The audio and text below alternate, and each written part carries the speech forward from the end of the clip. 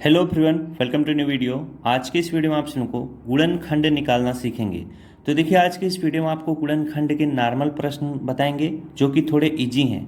इतना आप सीख लोगे, इसके बाद आपको कठिन प्रश्न बताए जाएंगे। तो वीडियो को शुरू से लेकर अंत तक देखिएगा, जिससे आपको हर एक चीज़ अच्छे से समझ में आ सके। यहाँ पर देखिए, x square plus 8x plus 12 लिखा हुआ है। जब भी ऐसा प्रश्न रहे, यक्स के सामने कोई भी संख्या न लिखी हो, तो ये जो लास्ट में 12 लिखा हुआ है, 12 को हमें इस प्रकार से तोड़ना रहता है। अगर यहाँ पर प्लस का चिन्ह है तो 8 है। अब जैसे अगर हम 12 को तोड़ते हैं, 6 गुणे 2 करते हैं, 6 दूना कितना होता है? 12 होता है। अगर आप 6 और 2 को जोड़ोगे तो 6 2 कितना हो जाएगा? 8 हो जाएगा। इसी तरह से आपको भी सोचना पड़ेगा। जैसे अगर जो बच्चे इस तरह से नहीं तोड़ पाते हैं, उनके लिए तरीका क्या होता है, आपको करना क्या है, इस तरह से 12 लिख लेना है। अब जैसे आप गुणनखंड करते हो, इसमें छोटी संख्या 2 से भाग दोगे, 2 छंग 12 हो जाएगा। फिर 2 से भाग दोगे, 2 तिहाई 6 हो जाएगा। फिर 3 से काटोगे, 3 एक के 3 हो जाएगा। अब यहाँ पर देखो क्या होगा, आप 2 गुणे 2 गुणे 3 कर लेना। किस तरह से? 2 गुणे 2 गुणे 3। अब इसमें आपको बैठाना पड़ेगा कि हम किस संख्या को किस संख्या से गुणा करें कि जोड़ने पे 8 आए। तो जैसे अगर आप 2 गुणे 4 करते, 4 गुणे आप यहाँ पर 2 गुणे 2 कितना हो जाता? 4, बच रहा है 3। 4 गुणे 3 करते, 4 3 12 तो हो जाता। लेकिन अगर आप 4 और 3 को जोड़ते तो 8 नहीं आता। तब आप इस तरह से इसमें दिमाग लगाओगे कि अगर हम 3 गुणे 2 करेंगे, 3 दूना कितना हो जाएगा? 6 हो जाएगा, बचेगा 2। अब 2 बचेगा, इसके बाद 3 दूना 6 हो जाएगा, तो 6 दू 12 हो जाएगा। और 6 और 2 जोड़ेंगे तो हमारा 8 हो जाएगा। इस तरह से आपको सोचना पड़ेगा। बातें समझ में आ रही हैं?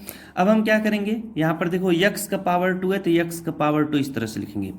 प्लस 8x की जगह पर अब हमें क्या लिखना है, ये जो 6 प्लस 2 आता है इसी को लिखना है। तो अगर यहाँ पर x है तो 6 को आप क्या लिख लीजिएगा? 6x लिख लीजिएगा।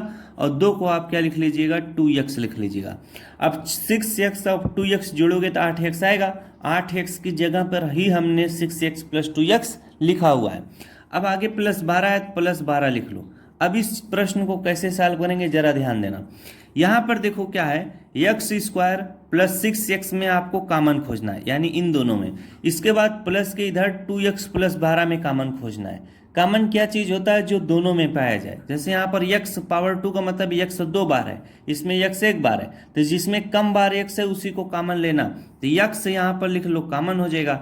अब जब आप x कॉमन ले लिए तो x से x पावर 2 में भाग दोगे तो ये 2x था, एक x कटेगा तो एक x बच जाएगा। अब उसी तरह से x से 6x में भाग दोगे तो x से x कटेगा, प्लस 6 बचेगा, तो यहाँ पर प्लस 6 लिख लो, ब्रैकेट बंद।